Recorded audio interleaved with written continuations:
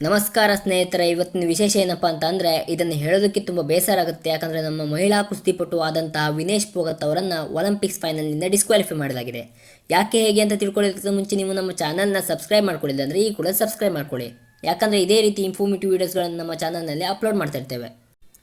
ಸ್ನೇಹಿತರೆ, ಈ ಬಾರಿಯ ಒಲಿಂಪಿಕ್ಸ್ನ ಮಹಿಳೆಯರ ಕುಸ್ತಿ ವಿಭಾಗಕ್ಕೆ ನಮ್ಮ ಭಾರತದಿಂದ ವಿನೇಶ್ ಫೋಗತ್ ಅವರು ಹೋಗಿದ್ದರು. ಸ್ನೇಹಿತರೆ, ವಿನೇಶ್ ಫೋಗತ್ ಅವರ ಬಗ್ಗೆ ಹೇಳೋದಾದರೆ, ಕೆಲವು ತಿಂಗಳ ಹಿಂದೆ ನಮ್ಮ ಭಾರತದ ಕುಸ್ತಿಪಟುಗಳು ಅವರಿಗೆ ಆದ ಅನ್ಯಾಯದ ಬಗ್ಗೆ ಒಂದು ಹೋರಾಟ ನಡೆಸಿದ್ದರು. ಆ ಕುಸ್ತಿಪಟುಗಳಲ್ಲಿ ನಮ್ಮ ವಿನೇಶ್ ಫೋಗತ್ ಕೂಡ ಒಬ್ಬರು. ಇವರು ತಮಗಾದ ಅನ್ಯಾಯವನ್ನು ಪಕ್ಕಕ್ಕಿಟ್ಟು ಒಲಿಂಪಿಕ್ಸ್ನಲ್ಲಿ ಭಾರತದ ಪರ ಆಡಲು ನಿರಂತರವಾಗಿ ಪ್ರಯತ್ನವನ್ನು ಮಾಡಿ ಈ ಬಾರಿಯ ಒಲಿಂಪಿಕ್ಸ್ನಲ್ಲಿ ಫೈನಲ್ಗೆ ತಲುಪಿದರು. ಆದರೆ ಫೈನಲ್ನಲ್ಲಿ ಇವರನ್ನು ಡಿಸ್ಕ್ವಾಲಿಫೈ ಮಾಡಲಾಗಿದೆ. ಯಾಕಂದರೆ ಕಾರಣ ಎಷ್ಟೇ ಸ್ನೇಹಿತರೆ, ಒಲಿಂಪಿಕ್ಸ್ನ ರೂಲ್ಸ್ ಪ್ರಕಾರ ಆಟಗಾರರ ತೂಕ ಅಥವಾ ಆಟಗಾರರ ವೆಯ್ಟ್ 50 kg ಒಳಗಿರಬೇಕು.